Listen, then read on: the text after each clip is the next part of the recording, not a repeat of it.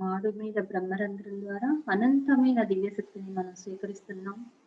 మూల పరమాత్మ చైతన్యంతో కనెక్ట్ అయి ఉన్న, ప్రకృతితో కనెక్ట్ అయి ఉన్న శ్వాస ఏదైతే ఉందో, ఆ శ్వాసతో అనుసంధానం అవుతున్నాం.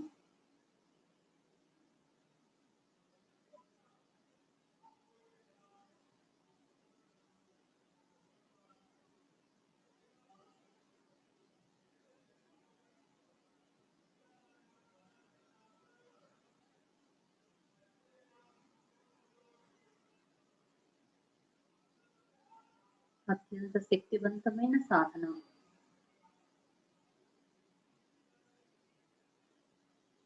ఏ ఆలోచనలు లేవు, ఉన్నదంతా శ్వాస.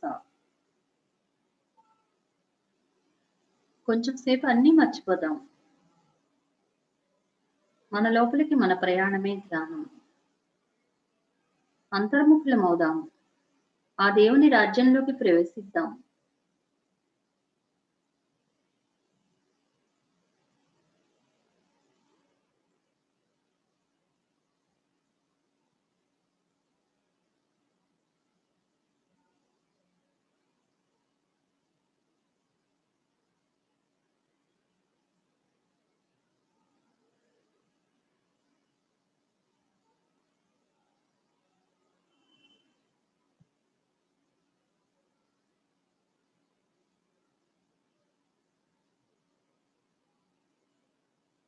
శక్తివంతమైన ధ్యానం. ఎప్పుడైతే మనం మాడు మీద బ్రహ్మరంధ్రం ద్వారా అనంతమైన దివ్యశక్తిని స్వీకరించడం మొదలు పెడుతున్నామో, అది మన 4 నిమ్న శరీరాల్లోనికి ప్రవేశిస్తుంది. ముందుగా భౌతిక శరీరం, తర్వాత మనోమయ శరీరం, తర్వాత ప్రాణమయ శరీరం, అలాగే భావనామయ శరీరం అన్నీ కూడా పూర్తిగా ఎనర్జీస్‌తో నింపుకున్నాం. ఇప్పుడు మన నాభి గుండా ఆ ఎనర్జీస్ బయటికి వెదజల్లుతూ మన చుట్టూ ఒక గోళాకారపు కాంతిని మనం సృష్టించుకున్నాం. మన తల పైభాగం నుంచి మాడు మీద బ్రహ్మరంధ్రం ద్వారా మనం ఎనర్జీ తీసుకుంటూనే ఉన్నాం. అది మన నాభి ద్వారా బయటకు విడుదల చేస్తూ ఉన్నాం.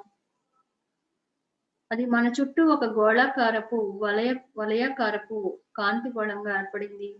ఆ కాంతి గోళంలో మనం స్థితమై ఉన్నాం. మనం అలా ధ్యానంలో ఉన్నంత సేపు మన ఎనర్జీ తీసుకుంటూనే ఉంటాం. ఆ ఎనర్జీ అలా విస్తృతంగా బయటకు వెదజల్లుతూనే ఉంటాం. ఆ ఎనర్జీ బాల్ ఇంకా పెరుగుతూ మనం ఉన్న రూము, మనం ఉన్న ప్రదేశం, మనం ఉన్న వాడ, ఊరు, జిల్లా, రాష్ట్రం, దేశం, ఖండం, ప్రపంచం అంతా కూడా మనం వ్యాపింప చేస్తున్నాం మై డియర్ ఫ్రెండ్స్. మొత్తం ప్రపంచమంతా ఈ ధ్యానాన్ని మనం చేయడం ద్వారా ఎనర్జీని స్వీకరిస్తూ ఆ ఎనర్జీని విస్తృతంగా భూమాతకు కూడా అందిస్తున్నాము. భూమాత పరవశిస్తోంది. ఆ భూమాతకి కూడా మనం ఎనర్జీ ఇస్తూ ఆ ఎనర్జీని ఇంకా విస్తారం చేస్తూ మొత్తం విశ్వగోళంతో కనెక్ట్ అయిపోయాం. ఆ అనంత విశ్వంలో మనం కూడా ఒకటైపోయాం. మనలో ఉన్న చైతన్యం, ఆ అనంతత్వంలో ఉన్న చైతన్యం ఒకటే. ఆ అనంతత్వంతో ఏకమైపోయాం. ఆ అనంతత్వంలో అలాగే విరాజిల్లుతూ ఉందాం.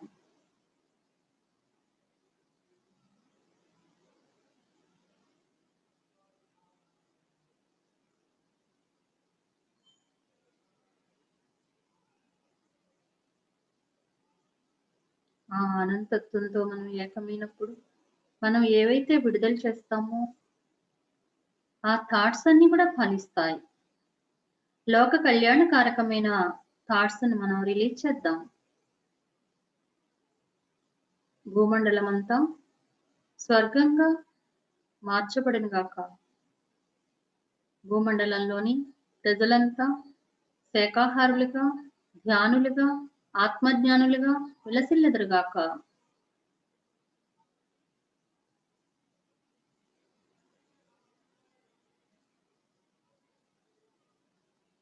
ఎల్లప్పుడూ మనం పరమ గురువులకు సరెండర్ అయి ఉండి 100% విశ్వ కళ్యాణానికి ఉపయోగపడదుము గాక.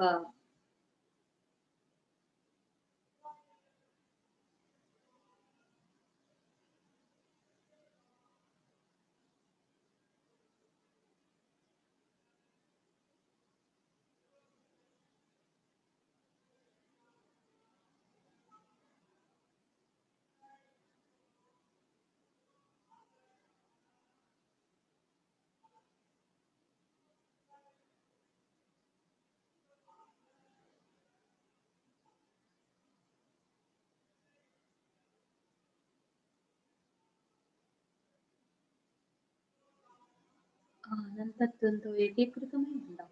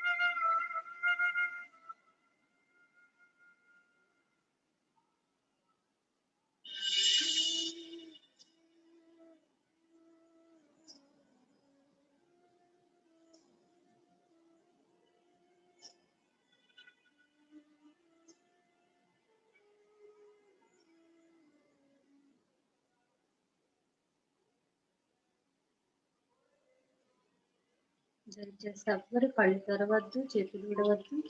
ఆనందతత్వంలో విరాజిల్లుతూ ఉందాం. ఆ ప్రకృతితో అనుసంధానమై ఉందాం.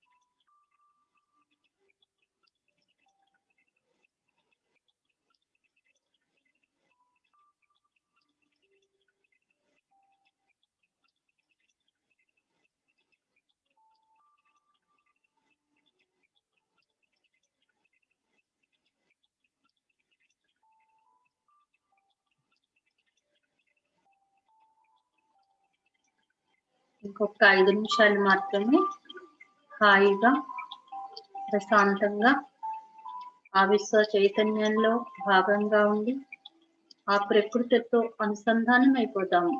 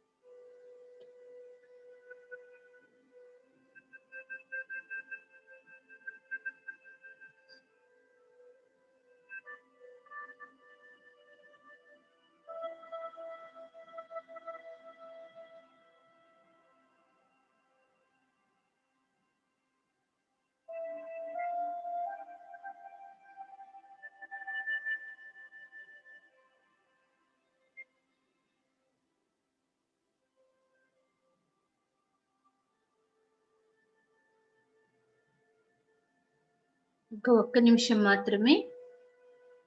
Only 1 minute.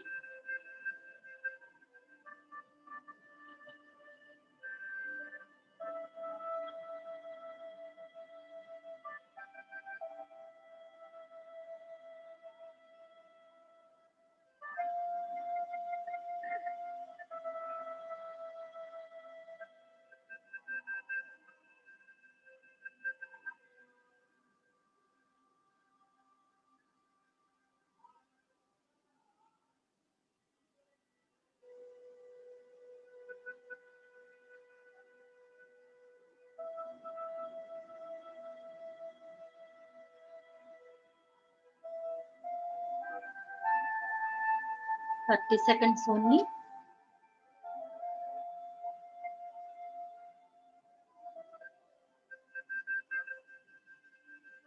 20 seconds.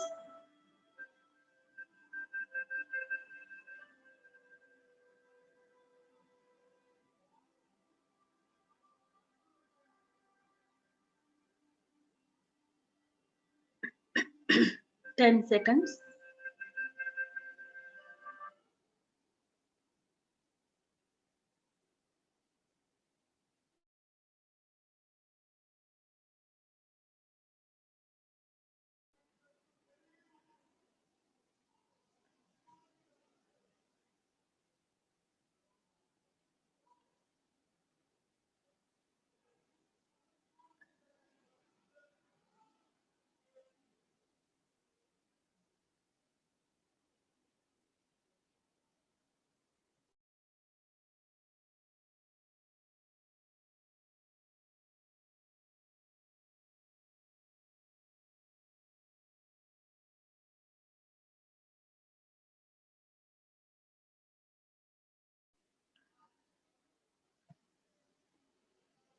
Okay friends, నెమ్మదిగా ఆ అనంతత్వపు స్థితి నుంచి నెమ్మదిగా మనం ఎక్కడున్నామో ఆ స్థితికి వచ్చేద్దాం.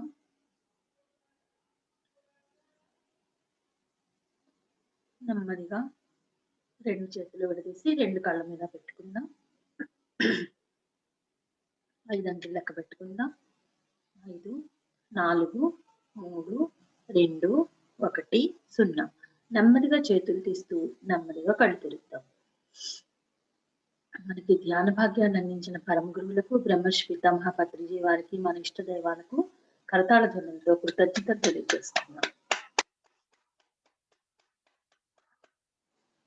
ఓకే ఫ్రెండ్స్, మనకి ఈరోజు చక్కగా ఆత్మజ్ఞానము అనే విషయం గురించి తెలియజేయడానికి మధుసూదన్ గారు హైదరాబాద్ నుంచి సిద్ధంగా ఉన్నారు. మరి మనం ఆహ్వానించుకుందామా కరతాళ ధ్వనులతో? మధుసూదన్ గారు, మీరు వీడియో ఆన్ చేసుకున్నారా? ఒకసారి అన్మ్యూట్ చేసుకుంటా.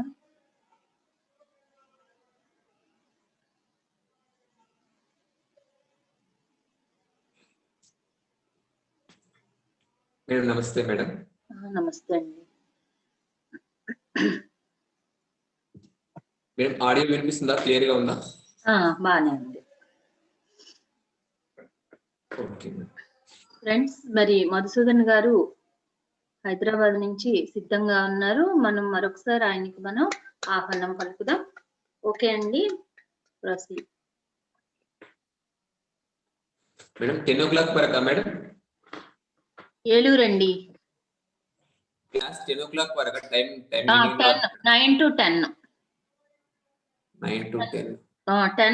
10కి ఎవరైనా మాట్లాడదలుచుకుంటే 10కి మాట్లాడతారు. Okay okay okay okay. ఒక 5 నిమిషాలు అటు ఇటు పడతాం. మేడం నేను ప్రస్తుతం బయట వేరే దగ్గర ఉన్నాను. నాన్ లోకల్ చెప్పడానికి వచ్చాను. అయితే ఇక్కడ ఏంటంటే సౌండ్ ఏదైనా ప్రాబ్లం అయితే మధ్యలో ఒకసారి చెప్పండి. అంటే పక్కన ప్రోగ్రామ్ జరుగుతుంది, ఒకవేళ మధ్యలో సౌండ్ ఏమైనా డిస్టర్బెన్స్ అయితే ఒకసారి చెప్పండి, మళ్ళీ. అలాగే అలాగే, తప్పకుండా. Okay madam, 1 minute.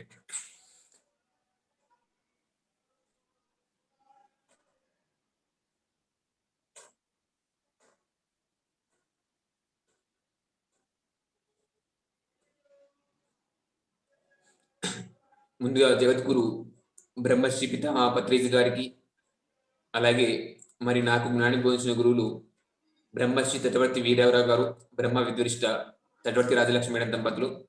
వారికి హృదయపూర్వకంగా ధన్యవాదాలు తెలుపుకుంటూ, మరియు ఈ జూమ్ కార్యక్రమాన్ని నిర్వహిస్తున్నటువంటి మాస్టర్స్ అందరికీ, పాల్గొన్న వారందరికీ నా నమస్కారం. నా పేరు మధుసూదన్. మాది మహబూబ్ నగర్ జిల్లాలోని మక్తల్ మండలం అనుగొండ అనే గ్రామం. నేను ప్రస్తుతం హైదరాబాద్లో ఉప్పల్లో ఆత్మానంద పిరమిడ్ ధ్యాన కేంద్రం దగ్గర ఉండడం జరుగుతుంది. మరి నాకు ఈ ధ్యానం 2008 సంవత్సరంలో మా అన్నయ్య ద్వారా పరిచయం అవడం జరిగింది. 2009లో మొదటిసారి బ్రహ్మర్షి పత్రిజీ గారిని కలవడం జరిగింది. సహస్రార పిరమిడ్ ధ్యాన కేంద్రం ప్రారంభోత్సవం దగ్గర వనపర్తిలో మొదటిసారి సార్ని కలిసినప్పుడు నాలో ఒక చక్కటి మార్పు రావడం జరిగింది. అప్పటి నుంచి ధ్యానం బాగా చేయడం నేర్చుకున్నాను. తర్వాత 2016 సంవత్సరంలో తటవర్తి రాజలక్ష్మి మేడం గారిది 3 రోజుల మౌన ధ్యానం క్లాస్ అటెండ్ అయ్యి, నేను ఆ క్లాస్ ద్వారా మరి ధ్యానం గురించి ఎన్నో విషయాలు తెలుసుకోవడం జరిగింది. ఆ తర్వాత నేను ఏప్రిల్ నెల నుంచి భీమవరం వెళ్ళి తటవర్తి రావరసార్ దగ్గర రాజలక్ష్మి మేడం దంపతుల దగ్గర ఈ ధ్యానం గురించి, జ్ఞానం గురించి ఎన్నో విషయాలు తెలుసుకోవడం జరిగింది. మరి నేను తెలుసుకున్న విషయాల్లో ఈరోజు కొద్దిగా మీతో పంచుకుంటాను. మరి 2008లో ధ్యాన పరిచయం అయింది, కానీ నాకు ధ్యానం గురించి సరైన అవగాహన మొదట్లో లేదు. అప్పుడు ఏంటంటే ఎక్కడికి క్లాసెస్కి వెళ్ళినా కానీ కొంతమంది అడిగేవాళ్ళు, మరి ఇన్ని రోజుల నుంచి ధ్యానం చేస్తున్నారు, మీ ఎక్స్పీరియన్స్ చెప్పండి అని. ఇలా నాకు ఏమీ కనిపించడం కానీ అలాంటివి ఏమీ ఉండేది కాదు. సో ఇప్పుడైతే 2016 సంవత్సరంలో తటవర్తి రాజలక్ష్మి మేడం నుండి 3 రోజుల మౌనదిన క్లాస్ అటెండ్ అయ్యాను. అక్కడ మరి నాకు చక్కటి మార్పు రావడం జరిగింది. సో ధ్యానం మేడం చెప్పారు ఏంటంటే, ధ్యానం అనుభవాల కోసం కాదు, ధ్యానం ఆత్మజ్ఞానం కోసం అని చెప్పడం జరిగింది. సో అప్పటి వరకు నా లోపల ఉన్న ఫీలింగ్ ఏంటంటే, మరి ఇన్ని రోజుల నుంచి ధ్యానం చేస్తున్నాను, మరి ఈ మధ్యనే వచ్చిన వాళ్ళు, నా తర్వాత వచ్చిన వాళ్ళు కూడా ఎన్నో రకాల అనుభవాలు చెప్తున్నారు, మరి నాకేమీ ఎక్స్పీరియన్సెస్ రావట్లేదు అనే ఒక ఫీలింగ్ ఉండేది. కానీ ఎప్పుడైతే మేడం క్లాస్ విన్నానో, అక్కడ మేడం చెప్పడం జరిగింది, ధ్యానం చేయడం వల్ల మన జీవితంలో ఏదైనా మార్పు వచ్చిందా లేదా, ధ్యానం చేయడానికి ముందు, ధ్యానం చేసిన తర్వాత మనలో ఏదైనా మార్పు వచ్చిందా లేదా అది గమనించుకోండి. అనుభవాలు వచ్చినా రాకపోయినా అదంత ఇంపార్టెంట్ ఏం కాదు. వస్తే ఓకే, రాకపోతే రాలేదని బాధపడాల్సిన అవసరం ఏమీ లేదని చెప్పి, ముఖ్యంగా ధ్యానం యొక్క ఉద్దేశం ఆత్మజ్ఞానం సంపాదించుకోవడం కోసమని అక్కడ చెప్పడం జరిగింది. మనం కనుక గమనిస్తే, పూర్వం మన మునులు అనేవాళ్ళు కానీ, యోగులు కానీ, ఋషులు, మహర్షులు వీళ్ళందరూ కూడా ధ్యానం చేసిన వాళ్ళే.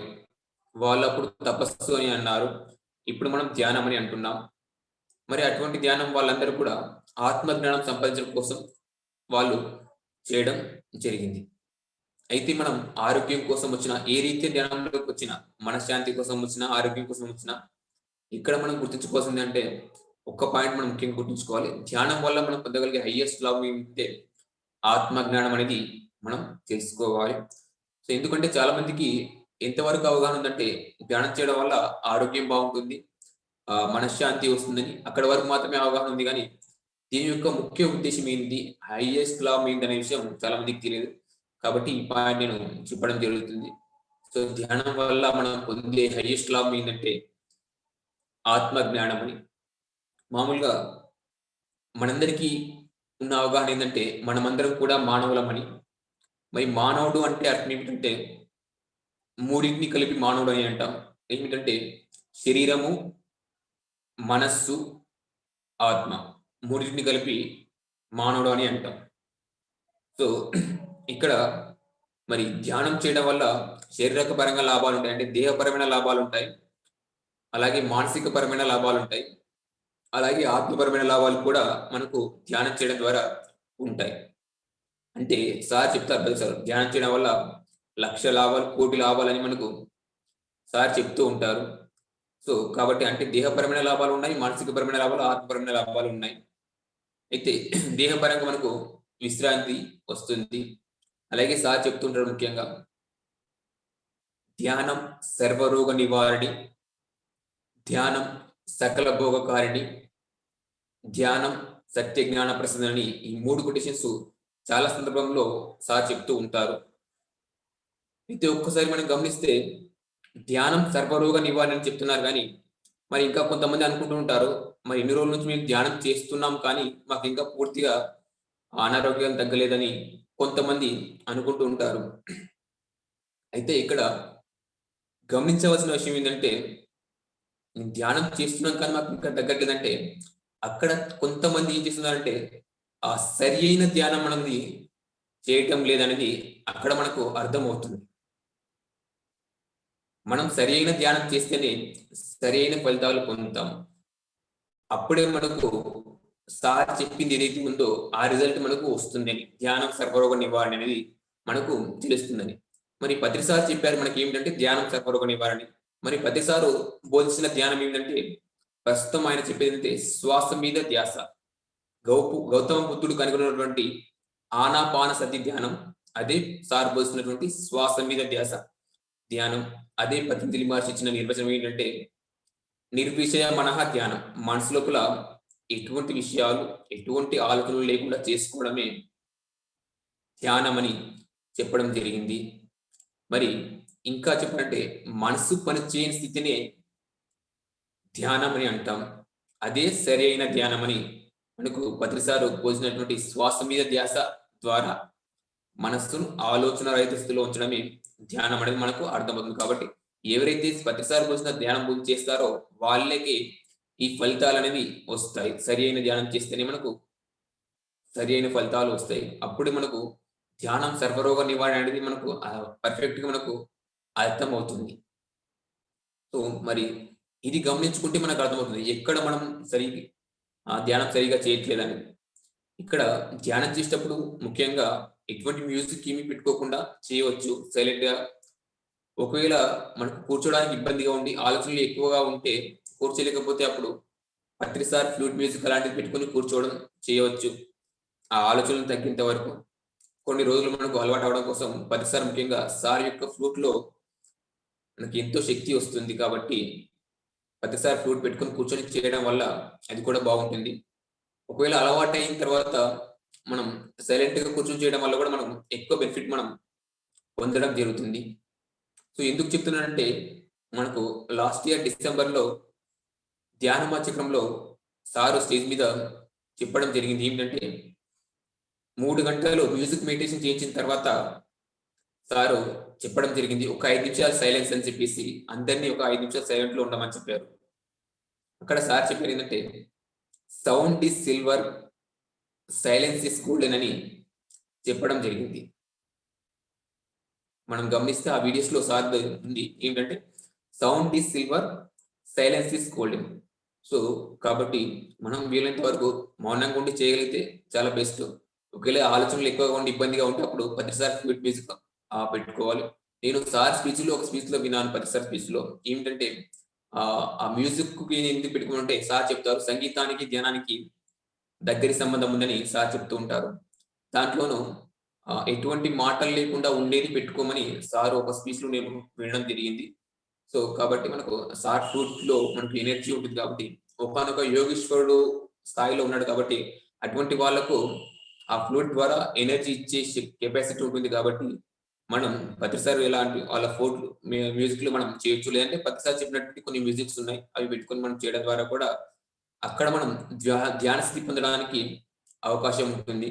అటువంటి ధ్యానం మనం చేసినప్పుడు ఏమవుతుంది మనకు సరి అయిన ఫలితాలు మనకు వస్తాయి.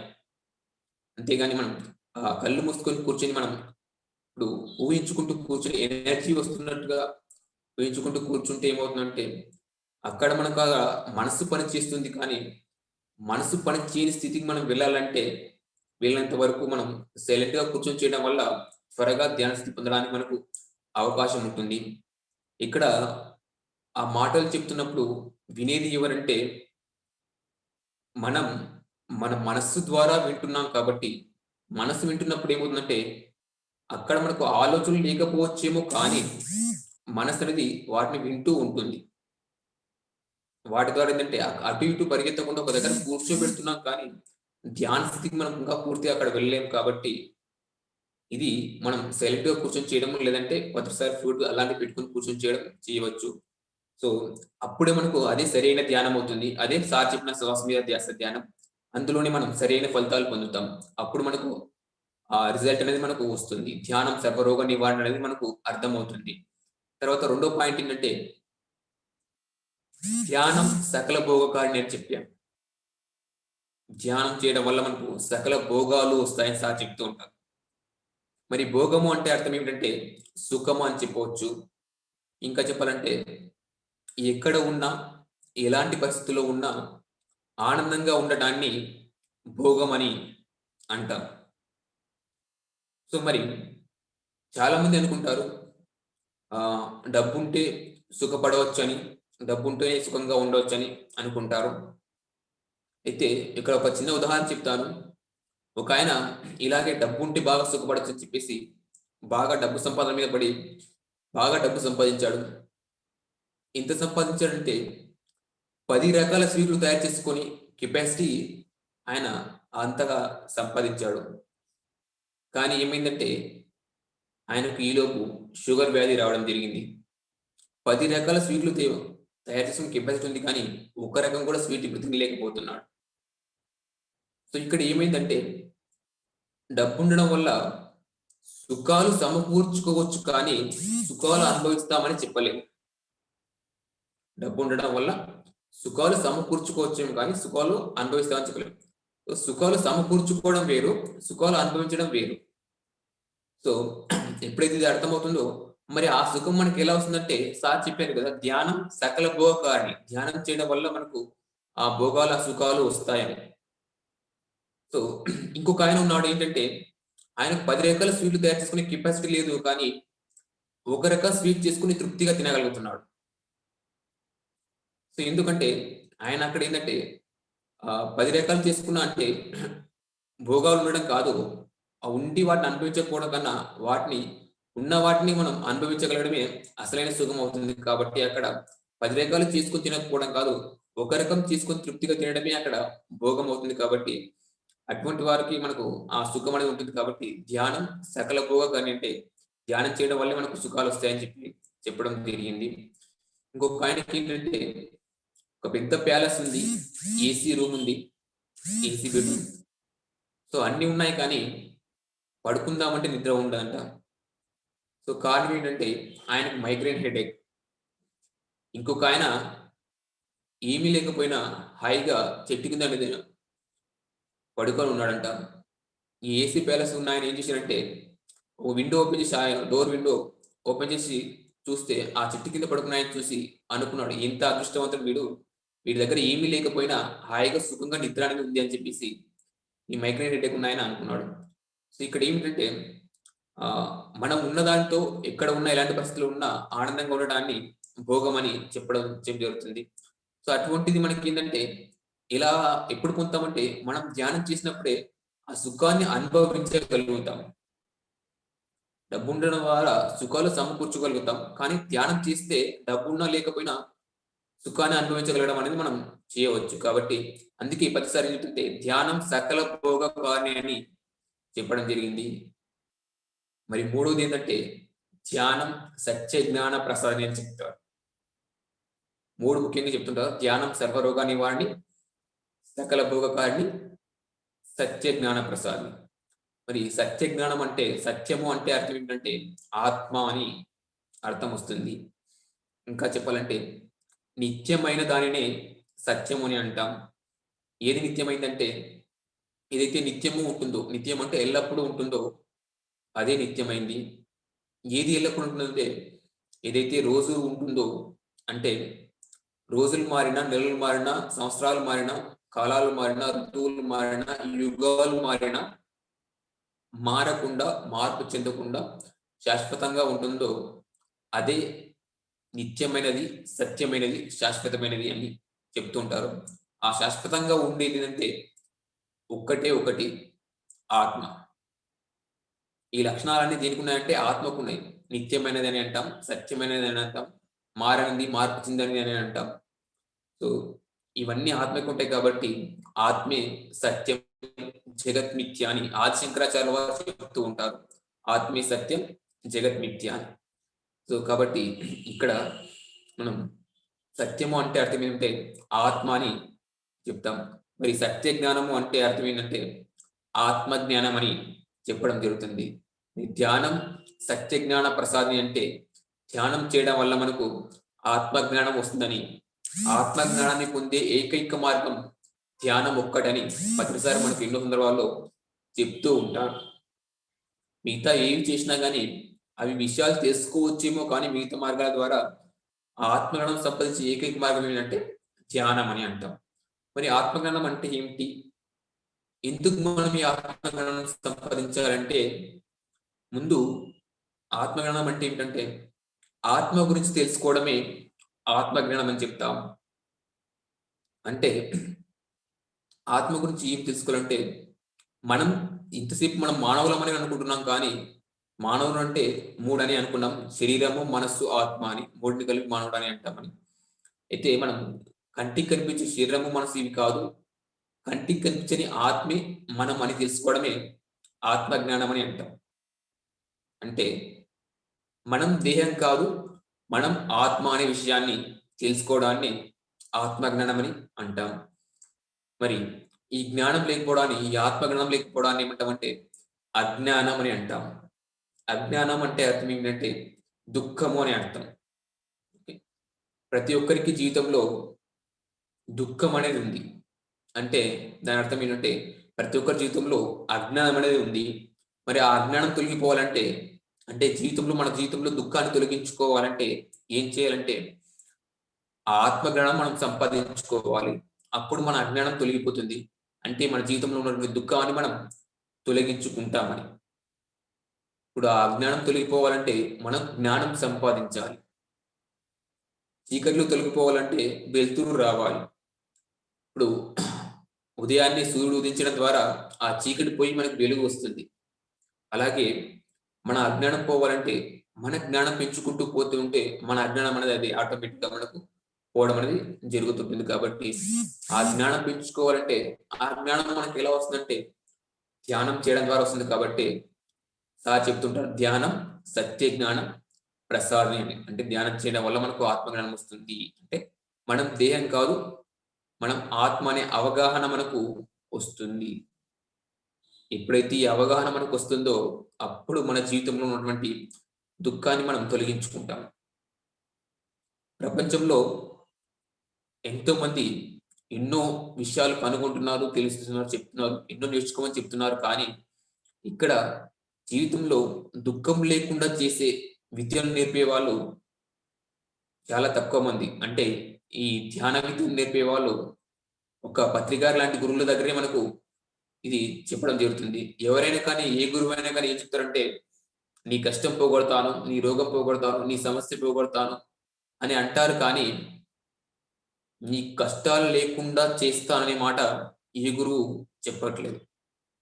అలా మన జీవితంలో కష్టాలు లేకుండా, జీవితంలో కష్టాలు రాని జీవితం మనం పొందాలంటే, మన జీవితంలో దుఃఖం లేకుండా చేసుకోవాలి. దుఃఖరాహిత్య అంటే ముక్తిని పొందాలి, మోక్షాన్ని పొందాలంటే మనం అందరం కూడా ఏం చేయాలంటే ఈ ఆత్మజ్ఞానం అనేది సంపాదించాలి. అందుకు మనం ధ్యానం అనేది చేయాలి. ధ్యానం చేయడం వల్ల మనకు ఈ ఆత్మజ్ఞానం అనేది వస్తుంది. ఇంకా చెప్పాలంటే, నేను రెండోసారి భీమవరం క్లాస్కి వెళ్ళినప్పుడు, మొదటి నెలలో వెళ్ళినప్పుడు సార్ ఒక కాన్సెప్ట్ గురించి చెప్పారు. ఏంటంటే ధ్యానం వలనే జ్ఞానం, జ్ఞానం వలనే ముక్తి అని చెప్పడం జరిగింది. ధ్యానం చేయడం వల్ల మనకు జ్ఞానం వస్తుందని, ఆ జ్ఞానం వల్లే మనకు ముక్తి, అంటే జీవితంలో దుఃఖం లేని జీవితాన్ని మనం పొందుతామని చెప్పడం జరిగింది. ఇంకా జ్ఞానం అనంతం బ్రహ్మ, అంటే జ్ఞానం అనేది అనంతంగా ఉంది అని. జ్ఞానం అనంత బ్రహ్మ అంటే జ్ఞానం అనంతంగా ఉంది. బ్రహ్మ అంటే అన్నిటికంటే కూడా గొప్పది. ఈ సృష్టి లోపలే అన్నిటికంటే గొప్పది అంటే జ్ఞానం అనేది గొప్పది అని చెప్పడం జరిగింది. బ్రహ్మ అంటే అందరికంటే గొప్పవాడని కూడా అంటాం. సో అటువంటి గొప్పదైనటువంటి జ్ఞానాన్ని మనం సంపాదించాలంటే ఈ ధ్యానం మనం చేయాలి. సో అందుకే జ్ఞానం అనంత బ్రహ్మ, జ్ఞానం అనేది అనంతమైనది, అన్నిటికంటే కూడా గొప్పది అని చెప్తారు. మరి అటువంటి జ్ఞానాన్ని మనం పొందాలంటే ముఖ్యంగా 3 రకాలుగా మనం జ్ఞానం పొందుతాం. ఈ ఆత్మజ్ఞానం అనేది మనకు 3 రకాలుగా వస్తుంది. ఏంటంటే మొట్టమొదటిది ఏంటంటే ధ్యానం చేస్తూ, ధ్యానం ద్వారా మన మనసును ఎప్పుడైతే శూన్యం చేసుకుంటామో అక్కడ ఆ మనసు శూన్యమైనప్పుడు మనం గత జన్మల్లో మనం సంపాదించినటువంటి జ్ఞానమంతా మన ఆత్మ లోపల నిక్షిప్తమై ఉంటుంది. ఆ నిక్షిప్తమై ఉన్నటువంటి ఆ జ్ఞానమంతా కూడా మనకు ఆ మనసు శూన్యమైనప్పుడు అందుతూ ఉంటుంది కాబట్టి ధ్యానం వల్ల జ్ఞానం అని అంటారు దీన్ని. ధ్యానం వల్ల జ్ఞానం అంటే ధ్యానం చేసి ధ్యానం ద్వారా మన మనసు ఎప్పుడైతే శూన్యం అవుతుందో అక్కడ మనం గత జన్మల్లో సంబంధించినటువంటి జ్ఞానం అంతా మనం పొందుతాం కాబట్టి దాన్నే మొదటి రకంగా మనం జ్ఞానం పొందడం అంటే ధ్యానం వల్ల జ్ఞానం అని అంటాం. ఇది మొదటి రకం, అంటే ధ్యానం చేయడం వల్ల మనకు జ్ఞానం ఎలా వస్తుందనే విషయం గురించి. అలాగే ఇంకొక రకం ఎలా వస్తుందంటే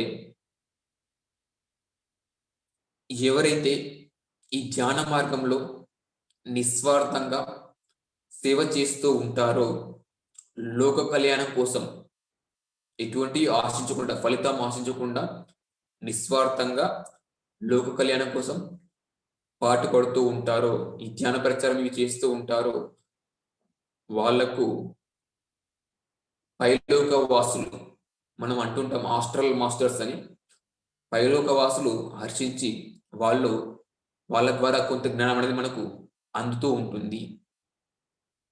ఎవరైతే నిస్వార్థంగా ఎటువంటి ఫలితం ఆశించకుండా లోక కళ్యాణం కోసం పాటుపడుతుంటారో వాళ్ళకు ఈ ఆస్ట్రల్ మాస్టర్స్ ద్వారా కొంత జ్ఞానం అనేది అందుతూ ఉంటుంది. ఇది రెండవ రకం. మొదటి రకం ధ్యానం ద్వారా మనసు శూన్యమైనప్పుడు. రెండవ రకం ఏంటంటే ఆస్ట్రల్ మాస్టర్స్ ద్వారా, అంటే పైలోక వాసుల ద్వారా మనకు కొంత జ్ఞానం అందుతుంటుంది.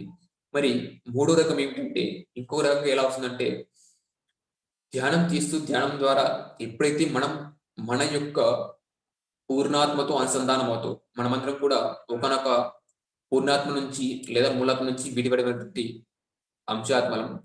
ఎప్పుడైతే మనం మన యొక్క పూర్ణాత్మతో అనుసంధానం అవుతామో ఆ పూర్ణాత్మ ద్వారా కూడా మనకు కొంత జ్ఞానం అనేది అందుతూ ఉంటుంది.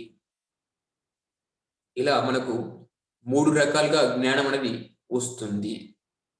మొదటి రకం ఏంటంటే ఎప్పుడైతే ధ్యానం చేస్తూ ధ్యానం ద్వారా మన మనసును శూన్యం చేసుకుంటామో, మనసు శూన్యమైనప్పుడు మనం గతంలో సుమారు 300-350 జన్మల్లో సంపాదించినటువంటి జ్ఞానం అంతా ఆత్మలో మిగిలిపోయింది. ఆ జ్ఞానం అంతా మనకు అందుతూ ఉంటుంది.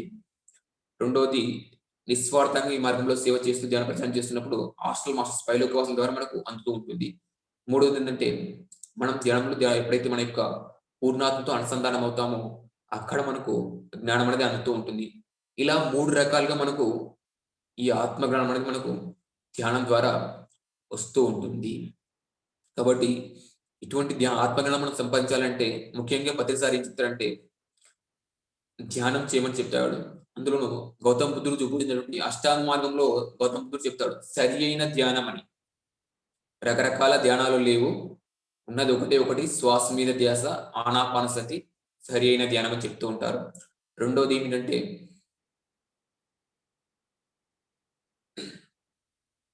ఆత్మ జ్ఞానానికి సంబంధించినటువంటి పుస్తకాలు చదవడం అని చెప్తూ ఉంటారు సార్. స్వాధ్యాయం అని చెప్తూ ఉంటారు దాన్ని. ఆత్మజ్ఞానానికి సంబంధించినటువంటి పుస్తకాలని కొంతమంది మాస్టర్స్ పేరు కూడా సార్ చెప్పడం జరిగింది. మూడోది ఏంటంటే సజ్జన సాంగత్యం, అంటే ఆత్మ జ్ఞానాన్ని బోధించగలిగే వారితో మనం సాంగత్యం చేయమని. అలాగే ఇంకొకటి కూడా చెప్తూ ఉంటారు సారు. నాలుగోది ఏంటంటే సేవ. ఈ ధ్యాన మార్గంలో, అంటే ఈ ఆధ్యాత్మిక మార్గంలో మనం చేయగలిగినటువంటి సేవ. ఈ 4 ముఖ్యంగా చెప్తూ ఉంటారు సారు. సాధన, స్వాధ్యాయం, సాంగత్యం, సేవ అని అంటుంటారు. అంటే సరి అయిన ధ్యానం, శ్వాస మీద ధ్యాస, రెండోది ఆత్మకు సంబంధించిన పుస్తకాలు చదవడం, మూడోది ఆత్మని బోధించగలిగే వారితో సాంగత్యం, నాలుగోది ఈ మార్గంలో మనం చేయగలిగినటువంటి సేవ.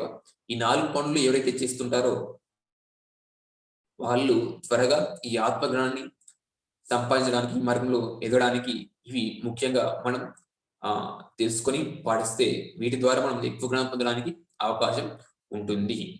మరి మనం దేహం కాదు, మనం ఆత్మని తెలుసుకోవడమే ఆత్మజ్ఞానమే అంటాం. అంటే ఇందాక మనం చెప్పుకున్నాం ఏంటంటే ఆత్మ గురించి తెలుసుకోవడమే ఆత్మజ్ఞానం అని అన్నాం. మరి మనం ఆత్మ అయినప్పుడు, ఆత్మ గురించి తెలుసుకోవడం ఆత్మజ్ఞానం అయినప్పుడు, మన గురించి తెలుసుకోవడమే ఆత్మజ్ఞానం అనేది మనకు అర్థమవుతుంది. మన గురించి మనం తెలుసుకోవడమే ఆత్మజ్ఞానం. మరి మన గురించి మనం ఏం తెలుసుకుంటాం అంటే, మనం దేహం కాదు ఆత్మ అనే విషయం ఎప్పుడైతే ఇది అర్థమవుతుందో, అప్పుడు మన ఆలోచన విధానం మారిపోతుంది. మనం మాట్లాడే విధానం మారిపోతుంది. మన పనులు మారిపోతాయి. మన ప్రవర్తన కూడా మారిపోతూ ఉంటుంది. ఈ విషయం మనకు అర్థమైనప్పుడు. అంతకుముందు మనం ఆలోచించే విధానం, మన మాటలు, మన పనులు ఒక విధంగా ఉంటాయి. ఈ ఆత్మజ్ఞానం పొందిన తర్వాత వాళ్ళ యొక్క ప్రవర్తన అనేది వేరే విధంగా ఉంటుంది. ఇది మనం పత్రిసారి విషయంలో, అలాగే తటవర్తి రాఘవ సార్ విషయంలో కొంచెం గమనిస్తే అర్థమవుతుంది. వాళ్ళ ప్రవర్తన మిగతా మాస్టర్స్ అందరి ప్రవర్తన కంటే కూడా వాళ్ళది డిఫరెంట్‌గా ఉంటుంది.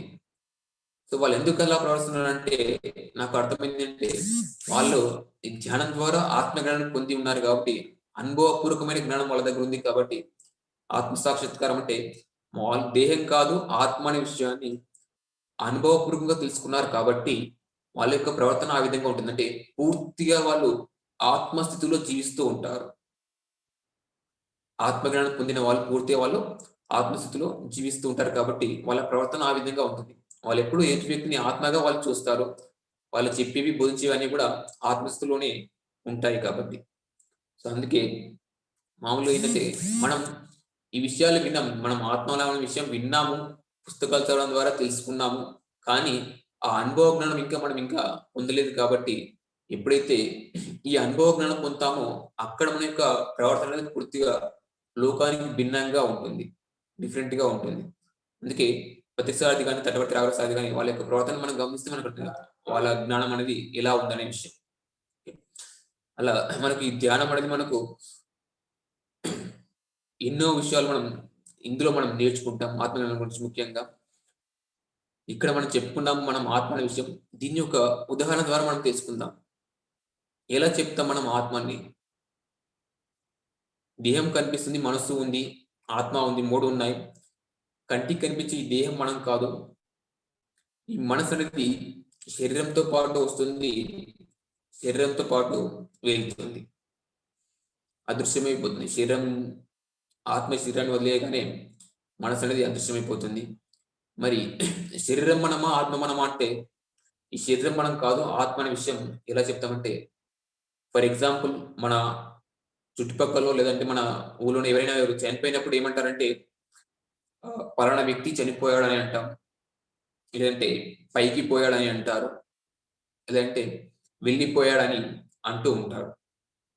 సాధారణంగా అందరూ ఉపయోగించే మాటలివి. చనిపోయాడని, వెళ్ళిపోయాడని, పైకి పోయాడని, అలాగే ఇంకా ఏమంటారంటే పరలోకాలకు వెళ్ళాడని, దేహత్యాగం చేశాడని ఇలాంటి మాటలు మాట్లాడుతూ ఉంటారు. అంటే దాని అర్థం ఏంటంటే అక్కడ చనిపోయినప్పుడు 2 జరుగుతున్నాయి. ఒకటి శరీరం శవమై అక్కడే ఉంటుంది. రెండోది ఏంటంటే పైకి పోతుంది. ఆ పైకి పోయేది ఏంటంటే ఆత్మ. అక్కడ మనం పోయే దాని గురించి మనం మాట్లాడుతున్నాం గానీ, కింద ఉన్నటువంటి శరీరం గురించి మనం ఏమి మాట్లాడట్లేదు. సో, ఒక్కసారి మనం గమనిస్తే అక్కడ పైకి పోయాడు, వెళ్ళిపోయాడని ఆత్మ గురించి మనం అంటున్నాం కాబట్టి, ఇక్కడ పోయిన వ్యక్తి ఆత్మే కానీ శరీరం కాదనే విషయం మనకు అర్థమవుతుంది. అంతేకాదు నిజంగా మరి ఆ వ్యక్తి శరీరమే కనుకైతే ఆ శరీరం శివమై అక్కడే ఉంది. అప్పటి వరకు శరీరమే ఆత్మ ఉన్నంత వరకు. ఆత్మ తప్పుకున్న తర్వాత అది శవమైంది. అందుకే అంటారు ఆత్మ ఉంటే శివం, ఆత్మ లేకుంటే శవం అని. సో, ఆత్మ ఉన్నంత వరకు శరీరం అయింది. ఆత్మ తప్పుకున్నప్పుడు అది శవమైంది కాబట్టి ఇక్కడ మనకు అర్థం చేసుకుందంటే వెళ్ళిపోయింది ఆత్మ కాబట్టి చనిపోయిన వ్యక్తి ఆత్మ అనే అర్థమవుతుంది. కానీ శరీరం కాదనే విషయం మనకు అక్కడ అర్థమవుతుంది. ఇది మాటల ద్వారా మనం అర్థం చేసుకోవడం. అయితే భగవద్గీతలో కూడా మనకు చెప్పడం జరిగింది ఏంటంటే జాతస్థహి ధ్రువ మృత్యు ధ్రువం జన్మ మధ్య అనే శ్లోకంలో మనకు చెప్తూ ఉంటారు. పుట్టినవాడు మరణించక తప్పదు, మరణించిన వాడు మళ్ళీ జన్మించక తప్పదని చెప్పేసి అందులో మనకు చెప్తూ ఉంటారు. ఇక్కడ ఏంటంటే చాలా మంది బతుకున్నప్పుడు భగవద్గీత విన్నారు కానీ చనిపోయినప్పుడు ఆ భగవద్గీత వింటూ ఉంటారు. ఆ శ్మశాన శవాల దగ్గర పెట్టుకొని చనిపోయిన చుట్టూ వింటుంటారు. కానీ భగవద్గీత పారాయణ గ్రంథం కాదు, భగవద్గీత ఆచరణ గ్రంథం అని అంటారు. భగవద్గీత అనేది పారాయణ గ్రంథం కాదు, ఆచరణ గ్రంథం అని అంటుంటారు. ఇక్కడ భగవద్గీత శ్లోకాలు వింటే మన శోకం ఏమి పోదు అంటారు ఏంటంటే, శ్లోకాలు వింటే శోకాలు పోవని. ఆ శ్లోకాలు విన్నంత మాత్రం మన శోకం ఏమి పోదు. ఆ శ్లోకాలు మనం అర్థం చేసుకుంటూ ఆచరిస్తే అప్పుడు మనం వాటి వల్ల లాభాన్ని పొందాం, ఫలితాన్ని పొందాం. సో ఆ శ్లోకంలో ఏంటంటే, పుట్టినవాడు మరణించక తప్పదు, మనిషినవాడు మళ్ళీ జన్మించక తప్పదు అని చెప్పినాడు. సో మళ్ళీ జన్మించక తప్పదు అంటే అక్కడ చనిపోయిన తర్వాత కూడా ఇంకా మనకు జన్మ ఉంది, ఇంకా మనకు జీవితం ఉంది అనే విషయం మనకు అక్కడ అర్థమవుతుంది. సో చనిపోయిన తర్వాత మనకి ఇంకా జీవితం ఉంది, మనకి ఇంకా జన్మ ఉందంటే చనిపోయిన తర్వాత కూడా మనం ఇంకా ఉన్నాం అంటే, చనిపోయిన తర్వాత అక్కడ శరీరం వదిలిన తర్వాత ఉండేది ఎవరంటే ఆత్మ. కాబట్టి ఆ ఆత్మ మనం అవుతాం, కానీ ఆ నశించిపోయి శరీరం మనం కాదు అనే విషయం. చనిపోయిన తర్వాత శరీరాన్ని కాల్చడము లేదా కూల్చడము చేస్తున్నాం, కానీ ఆత్మను మాత్రం పైకి వెళ్ళిపోతుంది. కాబట్టి ఇంకా మనం చనిపోయిన తర్వాత మనకి ఇంకా జీవితం ఉంది అంటే అక్కడ మనం ఆత్మ అనే విషయం మనకు ఇది అర్థమవుతుంది. సో ఇది మనం ఎంత ఎక్కువ సార్లు వింటే చావు గురించి, మరణం గురించి భయం అనేది మనలో తెలిగిపోతుంది. ఈ జ్ఞానం మనకి ఎంత బాగా మనకు అర్థమవుతే మనలో ఉన్నటువంటి మరణం గురించి ఉన్నటువంటి భయం అనేది చనిపోవడం అంటే శరీరాన్ని మార్చడం లేదా ప్రదేశాన్ని మార్చడం అనే విషయం మనకు అర్థమవుతుంది. ఈ శరీరాన్ని వదిలేసి ఆత్మ మరొక శరీరాన్ని ధరించడం అనే విషయం అక్కడ మనకు అర్థమవుతుంది. సో కాబట్టి అలా దాని ప్రకారం మనం చూసుకుంటే ఏంటంటే, మనం దేహం కాదు, మనం ఆత్మ అనే విషయం అక్కడ అర్థమవుతుంది. ఈ విషయాన్ని అనుభవపూర్వకంగా తెలుసుకోవడం కోసమే మనం ధ్యానం చేయాలి. ధ్యానం ద్వారా మనం తెలుసుకునే ముఖ్య విషయం ఏంటంటే, మనం దేహం కాదు, మనం ఆత్మ అనే విషయం. ఇది ఎప్పుడు మనకు తెలుస్తుందంటే, మరి చాలా రోజుల నుంచి ధ్యానం చేస్తున్నాం, కొన్ని నెలల నుంచి కావచ్చు, కొన్ని సంవత్సరాల నుంచి కావచ్చు చేస్తున్నాం, కానీ మరి ఇంకా మనం తెలుసుకున్నామంటే మరి మనకి ఇంకా అనుభవ జ్ఞానం లేదు. మరి ఎప్పుడు తెలుసుకుంటాం? ధ్యానం చేసినప్పుడు ఏ స్థాయిలో మనకి ఇది అనుభవం అవుతుందంటే, ధ్యానం ద్వారా ఎప్పుడైతే మన మనసును శూన్యం చేసుకుంటామో అక్కడ మనకి అనుభవం అవుతుంది.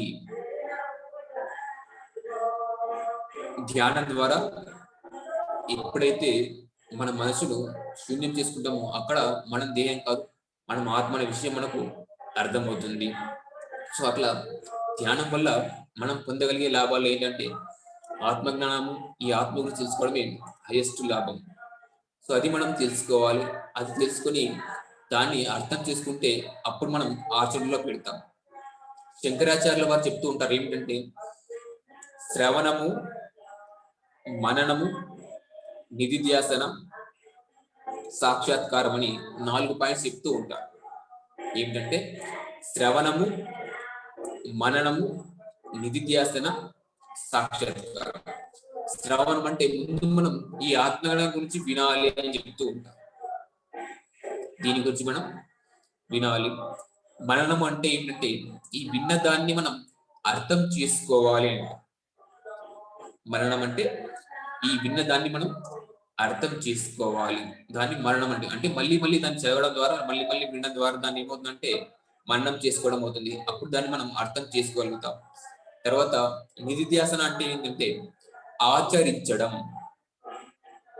మనం తెలుసుకున్న విషయాన్ని, విన్న విషయాన్ని, మననం చేసిన విషయాన్ని ఆచరించడాన్ని నిధిధ్యాసన అని అంటాం.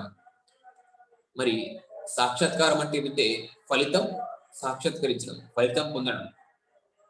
సాక్షాత్కారం అంటే ఫలితం పొందడం అని అర్థం వస్తుంది. సో ఇక్కడ ఏంటంటే ఎప్పుడు మనం ఫలితం పొందామంటే ఎప్పుడైతే మనకు ఆచరిస్తామో అప్పుడే మనం ఫలితం పొందుతాం. ఎప్పుడైతే మనం ఆచరిస్తామో అప్పుడే ఫలితం పొందుతాం. ఎప్పుడు మనం ఆచరిస్తాం ఒక విషయాన్ని అంటే ఎప్పుడైతే ఆ విషయాన్ని మనం అర్థం చేసుకుంటామో అప్పుడే మనం ఆచరిస్తాం. ఎప్పుడైతే ఒక విషయాన్ని మనం అర్థం చేసుకుంటామో అప్పుడే మనం ఆచరిస్తాం. సో వినడం ద్వారా, తెలుసుకోవడం ద్వారా ఏమవుతుందంటే ఇంకొకరు చెప్పగలుగుతాం. మనం తెలుసుకున్న విషయాన్ని లేదా విన్న విషయాన్ని ఇంకొకటి చెప్పగలుగుతాం, కానీ ఎప్పుడైతే అర్థం చేసుకుంటామో అప్పుడు ఆచరణలో మనం పెడతాం. సో ప్రతిసారి కూడా చెప్తూ ఉంటారు ఏంటంటే, తెలుసుకున్న విషయాన్ని ఆచరణలో పెట్టట్లేదంటే తత్వతః అది ఇంకా అర్థం కాలేదని, తెలుసుకోలేదని అర్థమని సార్ చెప్తూ ఉంటారు. అంటే మనం తెలుసుకున్న విషయాన్ని ఎప్పుడైతే అర్థం చేసుకుంటామో అప్పుడే మనం ఆచరణలో పెడతాం. ఎప్పుడైతే ఆచరణలో పెడతామో అప్పుడే ఫలితాలు వస్తాయని, దాన్ని శ్రవణము, మననము, నిధిధ్యాసన, సాక్షాత్కారం అని ఆదిశంకరాచార్యుల వారు చెప్తూ ఉంటారు. కాబట్టి ఈ ధ్యాన మార్గంలో మనం ఈ విషయాలను వినడము, దాంతోపాటు సాధన చేయడం, ఇది చేస్తూ ఉంటే ఆ విన్న విషయాలు మళ్ళీ మళ్ళీ మనం చేసుకుంటుంటే అవి మనం అర్థం చేసుకుంటాం. ఎప్పుడైతే అర్థం చేసుకుంటామో అప్పుడే మనం ఆచరిస్తామని. కాబట్టి ఆ ఆచరణ అనేది ముఖ్యంగా మనకు రావాలంటే మనం ఈ సాధన చేయడం ద్వారానే ఆ విషయాలను విని అర్థం చేసుకున్నప్పుడు అర్థమవుతుంది.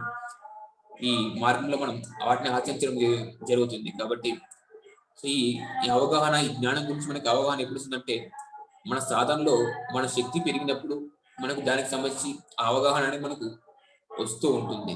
ధ్యానం చేయడం ద్వారా మన శక్తిని పెంచుకోవడం, మన జ్ఞానాన్ని పెంచుకోవడం చేస్తూ ఉంటే అక్కడ మన లోపల ఈ మార్పులు అవన్నీ రావడం జరుగుతుంది. సో కాబట్టి ఇక్కడ ముఖ్యంగా మనం గమనించవలసింది ఏంటంటే, సరైన ధ్యానం చేయడం గురించి ఒకటి తెలుసుకోవాలి. తర్వాత ధ్యానం చేసి మనం శక్తిని సంపాదించడమే కాదు, సంపాదించిన శక్తిని కోల్పోకుండా కూడా చూసుకోవాలని చెప్తారు.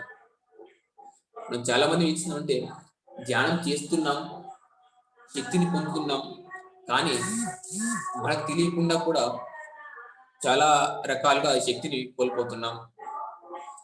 ఎలా కోల్పోతున్నాం అనేది అవగాహన మనం తెలుసుకోవాలి. ఒకటి ఏంటంటే, ఆహార నియమాలు మనం సరిగ్గా పాటించకపోవడం వల్ల మన శక్తిని కోల్పోతున్నాం. వెల్లుల్లిపై తినడం వల్ల కావచ్చు, లేదంటే మాంసాహార పాత్రల్లో వండుకొని తినడం వల్ల కూడా మన ఎనర్జీ లెవెల్స్ పడిపోతాయని సార్ చెప్తూ ఉంటారు.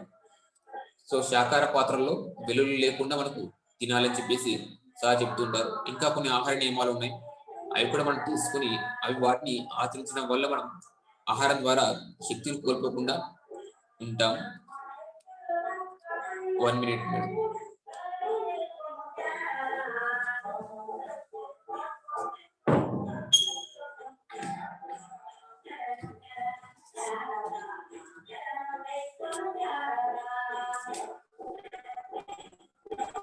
మేడం ఆడియో ఏం ప్రాబ్లం లేదు కదా? ఏంటండి? ఆడియో ఏమైనా ప్రాబ్లం ఉందా మేడం? సౌండ్ ఏం లేదు, కానీ పాటలు అవి పక్క ఎవరో పాటలు వినపడుతున్నాయి. అయినా పర్లేదు, కొంచెం గట్టిగా చెప్తే అదే మేడం. పర్వాలేదు. ఓకే మేడం, పర్వాలేదు, కొంచెం గట్టిగా చెప్తే సరిపోతుంది. సో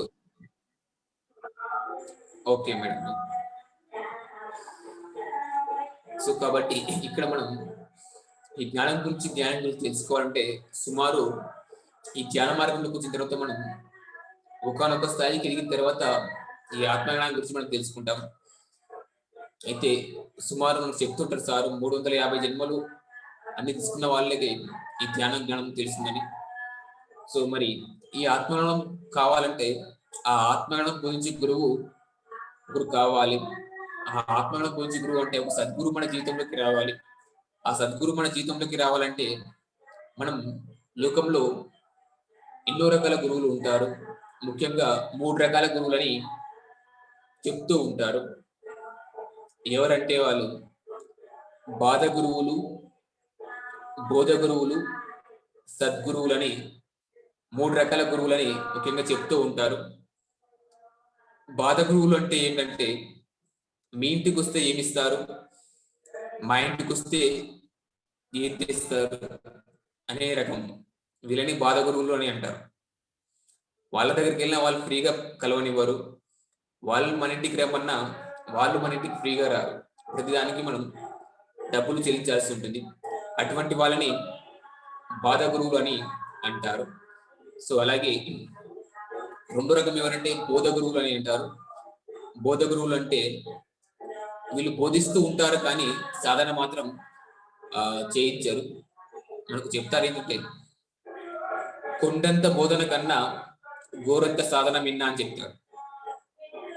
సో గంటలు గంటలు ఉపన్యాసాలు ఇవ్వడం కన్నా అందులో కొంత మనం సాధన చేయిస్తే ఆ విన్న విషయాలను మనం అర్థం చేసుకోవడానికి ఆ సాధన అనేది ఎంతో ఉపయోగపడుతుంది. కాబట్టి మనకు ఈ సాధన ఈ ధ్యానం అనేది మనకు తప్పనిసరిగా ఉండాలి. సో అందులో పిరమిడ్ మాస్టర్స్ కి సార్ 10 సార్లు చెప్తుంటారు, సాధన బోధన రెండు ఉండాలని సార్ చెప్తూ ఉంటారు. సో అలాగే మూడోది ఏంటంటే సద్గురువులు అని, అంటే సత్యాన్ని తెలుసుకుని సత్యంలో జీవిస్తూ ఆ సత్యాన్ని బోధించే వాళ్ళని సద్గురువులు అని అంటారు. ఈ సద్గురువు దగ్గర ముఖ్యంగా ఆచరణ అనేది ముఖ్యంగా ఉంటుంది. వీళ్ళు తాము తెలుసుకున్న సత్యాన్ని తాము ఆచరిస్తూ ఇతరుల చేత ఆచరింపజేస్తారు. దాన్ని మనకు 10 సార్లు తులసిదళం అనే పుస్తకంలో ఇవ్వడం జరిగింది. యహ యాచ్నోతి ఆచరతి ఆచారయతి చాస ఆచార్య, అంటే ఎవరైతే ఈ జ్ఞానాన్ని యాచిస్తారో ఆచరిస్తారో ఇతరుల చేత ఆచరింపజేస్తారో వాళ్ళని ఆచార్యులు అని అంటారని చెప్పడం జరిగింది. కాబట్టి సద్గురువులు అంటే ఎవరంటే సత్యాన్ని తెలుసుకుని సత్యంలో జీవిస్తూ ఆ సత్యాన్ని బోధించే వాళ్ళని సద్గురువులు అని అంటాము. అటువంటి సద్గురువుల దగ్గరే మనకు ఆచరణ ఉంటుంది. సో వాళ్ళు చెప్తారు ఏంటంటే ఆచరించని మాటలు నీటి మీద రాతలు అంటారు, ఆచరించిన మాటలు రాతి మీద రాతలు అని అంటారు. సో సద్గురువుల దగ్గర ఆచరణ ఉంటుంది కాబట్టి వాళ్ళు చెప్పింది ఎలా ఉంటుందంటే రాతి మీద రాతల్లాగా ఉంటుంది. సో ఆచరించకుండా చెప్తే మనకి ఎలా ఉంటుందంటే నీటి మీద రాతల్లాగా ఉంటుంది వాళ్ళు చెప్పడం జరుగుతుంది. కాబట్టి ఈ విషయం మనం గుర్తుంచుకోవాలంటే ఆ ఆచరణ ముఖ్యంగా ఉన్న సద్గురువు ఎవరైతే ఉంటారో వాళ్ళని మనం తెలుసుకుంటే ఆ సద్గురువే మనకు ఈ ఆత్మ జ్ఞానం గురించి బోధించగలుగుతారు. సద్గురువే మనకు ఈ ఆత్మజ్ఞానం గురించి బోధించగలుగుతారు. అటువంటి సద్గురువు దొరకాలంటే మనకు ఆది శంకరాచార్య వారు చెప్తారు ఏమిటంటే మనుష్యత్వం, ముముక్షత్వం, మహాపురుష దర్శనం లోకంలో దుర్లభం అని చెప్తూ ఉంటారు. మనుష్యత్వం, ముముక్షత్వం, మహాపురుష దర్శనం లోకంలో దుర్లభం. మనుష్యత్వం అంటే మానవ జన్మ దొరకడం అనేది, సృష్టిలో ఉన్నటువంటి 84 లక్షల రకాల జీవరాశుల్లో మానవ జన్మ దొరకడం అనేది చాలా కష్టమైన పని. ఒకవేళ నీకు మానవ జన్మ దొరికితే నీకు ఒక రత్నం దొరికినట్టే అని ఆది శంకరాచార్య వారు చెప్తూ ఉంటారు. మనుష్యత్వం అంటే మానవ జన్మ లభించడం అది చాలా కష్టమైన పని. 84 లక్షల రకాల జీవరాశుల్లో మానవ జన్మ దొరకడం అనేది, ఎందుకంటే అన్నిట్లో మానవ జన్మ అనేది ఉన్నతమైనది. 84 లక్షల రకాల జీవరాశుల్లో ఒక్క మానవుడికి మాత్రమే వెన్నపూస భూమికి అడ్డంగా ఉంటుంది, మిగతా అన్ని జీవులకు నిలువుగా ఉంటుంది. ఆ విషయం మనకు ఈ 83,99,999 రకాల జీవరాశుల్లో ఆ వెన్నపూస అనేది మానవుడికి ఉండేదానికి డిఫరెంట్ గా ఉంటుంది. కాబట్టి మానవ జన్మలోనే తానెవరో తెలుసుకోగలుగుతారు. అంటే తానెవరో తెలుసుకునే జన్మ ఏంటంటే మానవ జన్మ అని అంటారు. ఇంకా ఏంటంటే మానవ అంటే అర్థం ఏంటంటే మా అంటే మరుజన్మ, నా అంటే లేకుండా, వా అంటే వర్తించడం, అంటే మరుజన్మ లేకుండా వర్తించడమే మానవ జన్మ అని అంటారు. అంటే మానవ జన్మలోనే మరు జన్మ లేకుండా చేసుకోవడం అనేది జరుగుతుంది. కాబట్టి అంత గొప్పదైన మానవ జన్మ దొరికితే నీకు ఒక రత్నం లభించినట్లే అని ఆది శంకరాచార్య వారు చెప్తూ ఉంటారు. అలాగే రెండోది ఏం చెప్తున్నట్టు ఆయన ముముక్షత్వం, నీకు మానవ జన్మ దొరికింది కానీ మోక్షం పొందాలనే కోరిక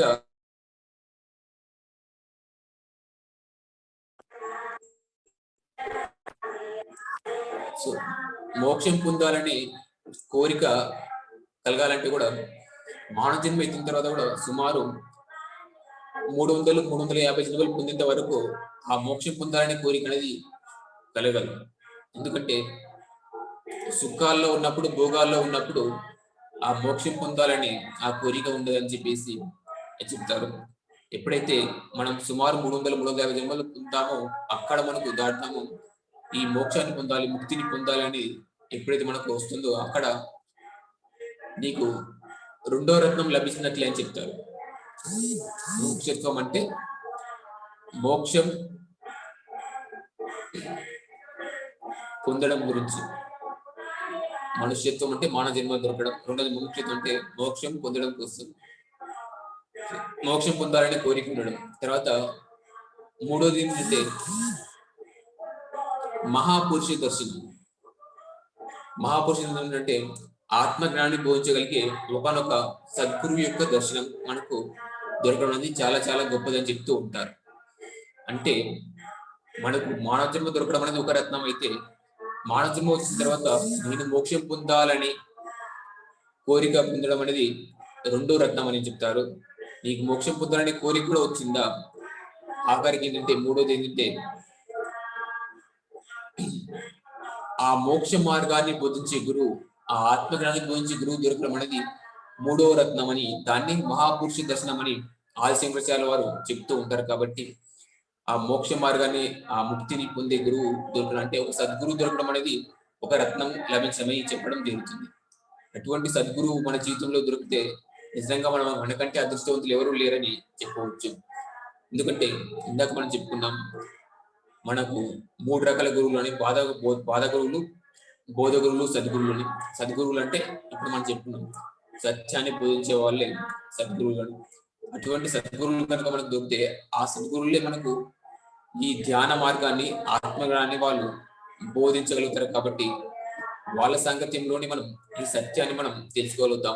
ఈ ఆత్మజ్ఞానాన్ని మనం పొందడానికి సులభమైన మార్గాన్ని వాళ్ళు బోధించగలుగుతారు. కాబట్టి మరి ప్రస్తుతం భూమి మీద ఉన్న వాళ్ళలో సద్గురువులు ఎవరంటే బ్రహ్మర్షి పితామహ పత్రిజీ గారు. ఒకసారి వారికి ధన్యవాదాలు తెలుపుకుందాం.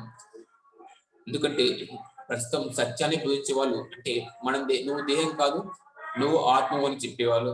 అలాగే విగ్రహం భగవంతుడు కాదు, ఆత్మే భగవంతుడు అనే సత్యాన్ని, మనమే భగవంతుడు అనే సత్యాన్ని ప్రస్తుతం ఆయన లోకమంతా చాటి చెప్తున్నాడు. కాబట్టి అటువంటి వాళ్ళని సద్గురు అని అంటారు. అటువంటి సద్గురు కనుక మన జీవితంలో ఉంటే మనం నిజంగా చాలా అదృష్టవంతులం.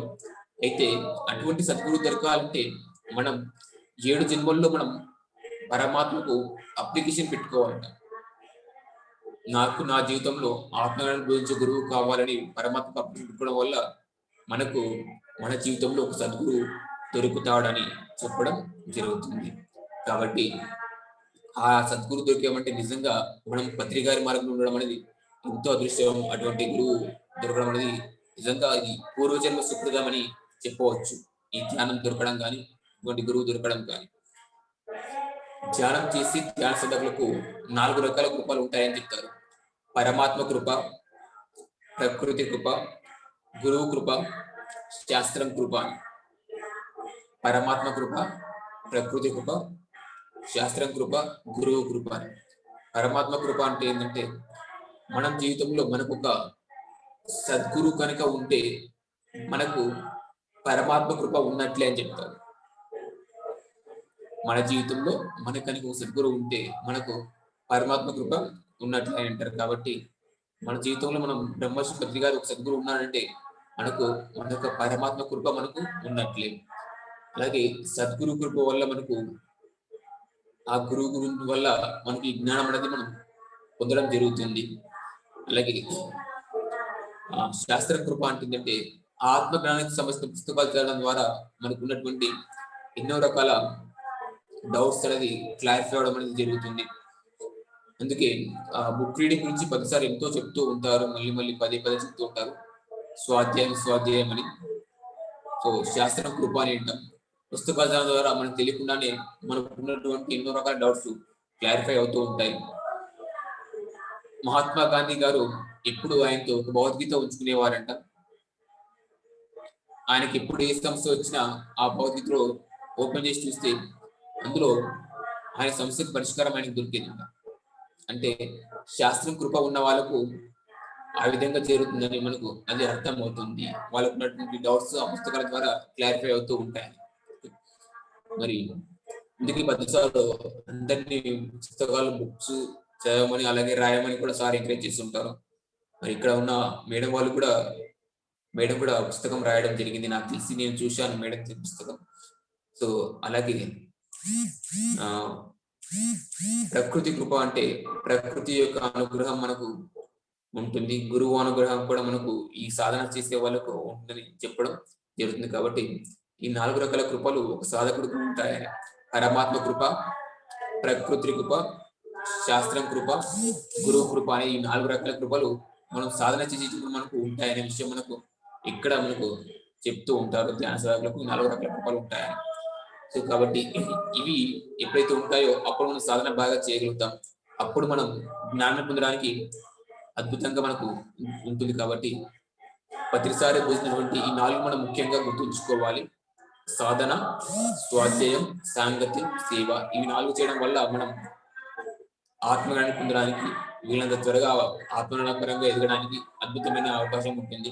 సో ఈ విషయాన్ని మనం గుర్తుంచుకొని మనం ఈ మార్గంలో ఎదుగుతూ ఉండడం వల్ల ఎన్నో లాభాలు మనం పొందుతాం. మన జీవితంలో ఈ జ్ఞానం పెరిగే కొద్దీ దుఃఖాన్ని తొలగించుకుంటాం. ముఖ్యంగా మనం చేయాల్సిన పని అది మన కర్మలను రహితం చేసుకోవడం, అంటే మన దుఃఖాన్ని తొలగించుకునే ప్రయత్నం మనం చేయాలి. ఇది గుర్తుంచుకొని మనందరం కూడా ధ్యానం చేద్దాం. ఒక్క 5 నిమిషాలు మరి ధ్యానం చేద్దాం. ఒక 5 నిమిషాలు ధ్యానం చేసి ఆ తర్వాత ఏమైనా డౌట్స్ ఉంటే మనం దీని గురించి మాట్లాడుకుందాం. ఒక్క 5 మినిట్స్ మెడిటేషన్. దయచేసి అందరూ కూడా కళ్ళ రెండు మూసుకొని కూర్చుందాం. హాయిగా కూర్చొని శ్వాస మీద ధ్యాస. Only 5 minutes. ఏమైనా ఆలోచనలు వస్తే కట్ చేసి మళ్ళీ శ్వాసను గమనిస్తూ కూర్చోండి. ధ్యానంతో ప్రారంభించుకుని ధ్యానంతో ముగించుకోవడం వల్ల ముగించుకుంటే చాలా బాగుంటుంది. ఓన్లీ 5 మినిట్స్ శ్వాస మీద ధ్యాస.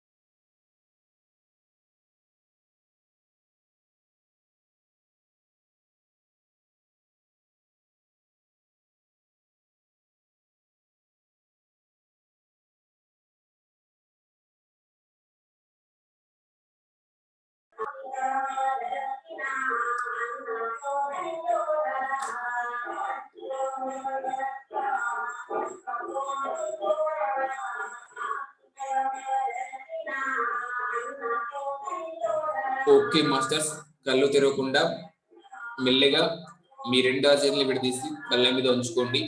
ఒక్క 5 సెకండ్స్. 5 4 3 2 1 0. మెల్లిగా 2 చేతులు తీసుకుంటూ మెల్లిగా కళ్ళు తెరుద్దాం. ఒక్కసారి అద్భుతమైన ధ్యానానికి అలాగే ధ్యానం అందించిన గురుగారు బ్రహ్మశ్రీ పితామహ గారికి ధన్యవాదాలు తెలుపుకుందాం. Thank you very much. మరి ఈ రోజు ఈ అవకాశం కలిగినందుకు మరొకసారి మనందరి గురువైనటువంటి బ్రహ్మశ్రీ పితామహ గారికి, మరి నా గురువుైనటువంటి బ్రహ్మశ్రీ చక్రవర్తి రాఘరావు సార్, బ్రహ్మ విద్వరిష్ట చక్రవర్తి రాజలక్ష్మి దంపతులు వారికి కూడా ధన్యవాదాలు తెలుపుకుంటూ ఈ జూమ్ కార్యక్రమాన్ని నిర్వహిస్తున్నటువంటి రాధా జోషిలా మేడం గారికి, మిగతా మహర్షులు అందరికీ కూడా ధన్యవాదాలు. నాకు ఈ అవకాశం కల్పించినటువంటి మీ అందరికీ కూడా ఎంతో శ్రద్ధగా విన్నందుకు ధన్యవాదాలు తెలుపుకుంటున్నాను. Thank you all. Thank you very much. Thank you. Thank you నాన్న, బాగా చెప్పారు. చక్కగా అందరికి అర్థమయ్యే రీతిలో చాలా చక్కగా చెప్పారు. అనురాధ గారు మాట్లాడతారట, ఒకసారి మాట్లాడండి అమ్మా. ఓకే.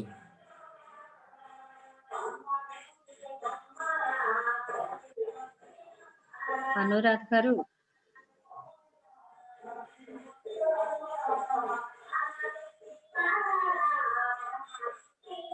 మళ్ళీ మ్యూట్ చూడండి అమ్మా. అనురాధ గారు అన్మ్యూట్ చేసుకోండి.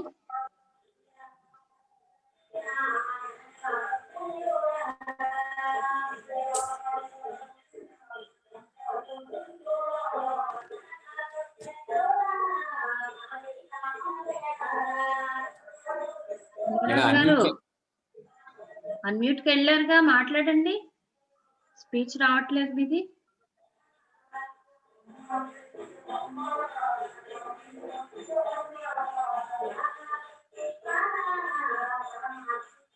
స్పీచ్ మ్యూట్ లోకి వెళ్ళారు, అన్మ్యూట్ చేసుకున్నారు కానీ స్పీచ్.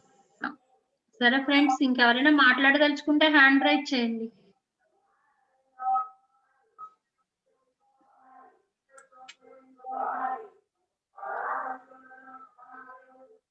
అనురాధ, మీది స్పీచ్ రావట్లేదా? వినపట్ల.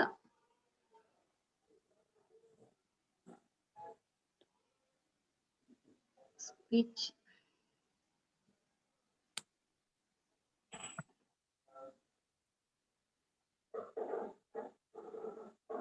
అది తీసేయండి, లేకపోతే మైక్ తీసేసి మామూలుగా మాట్లాడండి అమ్మా.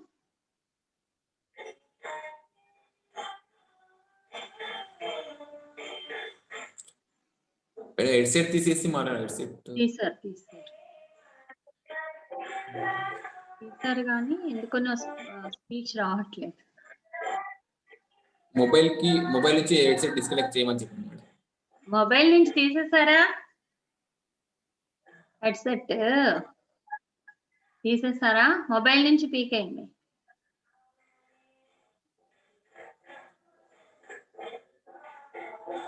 రావట్లేదు. ఓకే, అనసూయ గారు మాట్లాడండి అమ్మా.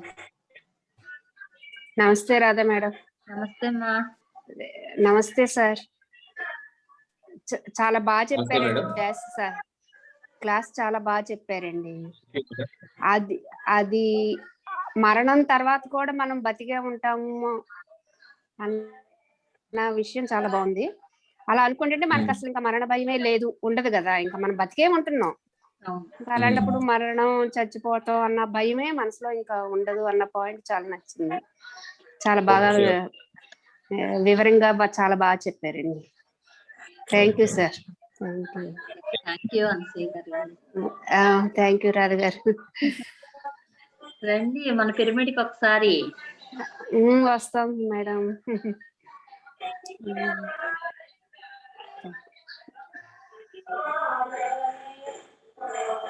ఓకే, సీతాకుమారి గారు మాట్లాడండి అమ్మా.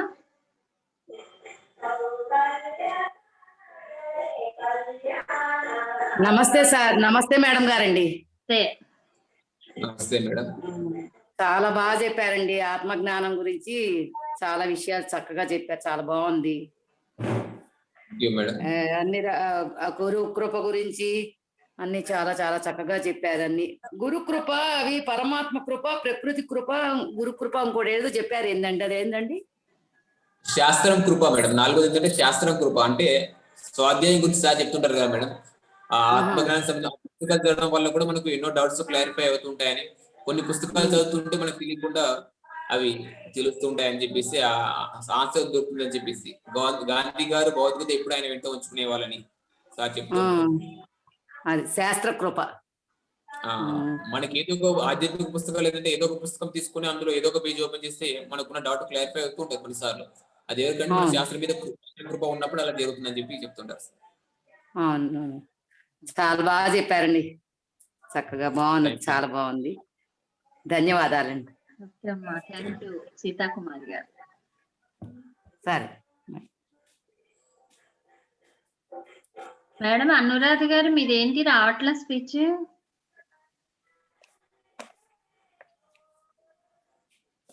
ఇప్పుడు మాట్లాడండి.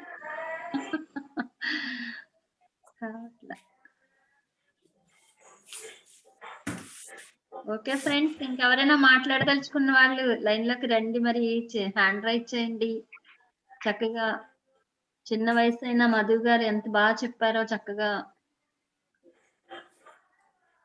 మేడం, మీ పుస్తకం ఉంది కదా మేడం, ధ్యానామృత కలశం, రాధా మనోహర చదివారా? చాలా మంది చెప్పారు మీ పుస్తకము అనుభవం చాలా బాగున్నాయని చెప్పేసి చెప్పారు. మీ పుస్తకం చదివిన వాళ్ళు రాధా మేడంది అని చెప్పేసి. నేను మొత్తం చదవాలి కానీ కొన్ని పాయింట్స్ అక్కడక్కడ చూశాను మేడం ఒకసారి సార్లు. సో అదే చెప్పారు మేడం, చాలా మంది మీ పుస్తకం గురించి చెప్పారు మేడం. మీర్పేట వెంకటేశ్వరరావు సార్ అని చెప్తూ ఉంటారు కదా మేడం, చెప్పారు నాకు. అవునా?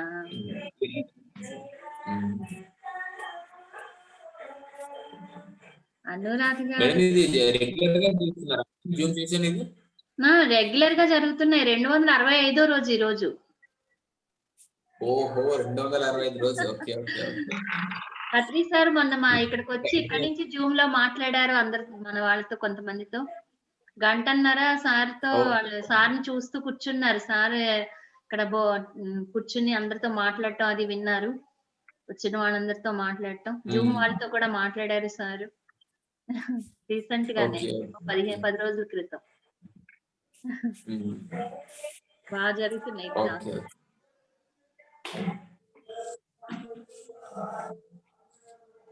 ఓకే ఫ్రెండ్స్, మరి ఇంకెవరు మాట్లాడరా? మరి రేపు కలుద్దామా మళ్ళీ? రేపు రాత్రి 8:30 కల్లా. రేపు ఒక మేడం మళ్ళీ మన కోసం సిద్ధంగా ఉన్నారు హైదరాబాద్ నుంచి. మళ్ళీ మీరు ఇంకోసారి ఇంకొక సబ్జెక్ట్ తో వద్దురు గాని మధుసూదన్ గారు. Okay, thank you. మరి మధుసూదన్ గారికి మనందరం కూడా కృతజ్ఞతలు చెప్పుకుందాం. ధన్యవాదాలు. ఓకే ఫ్రెండ్స్, ఓకే అండి, మళ్ళీ మనం ఇంకోసారి కలుద్దాము. ఓకే ఫ్రెండ్స్, మరి అందరికీ కూడా ధన్యవాదాలు. మరి మన గురువు గారికి ఒకసారి మనం కృతజ్ఞతలు తెలుపుకుంటూ మళ్ళీ ఈ సెషన్ కి మనం క్లోజ్ చేసుకుందాం. మళ్ళీ రేపు రాత్రి 8:30 కల్లా కలుద్దాం. ఓకేనా? థ్యాంక్ యూ అండి.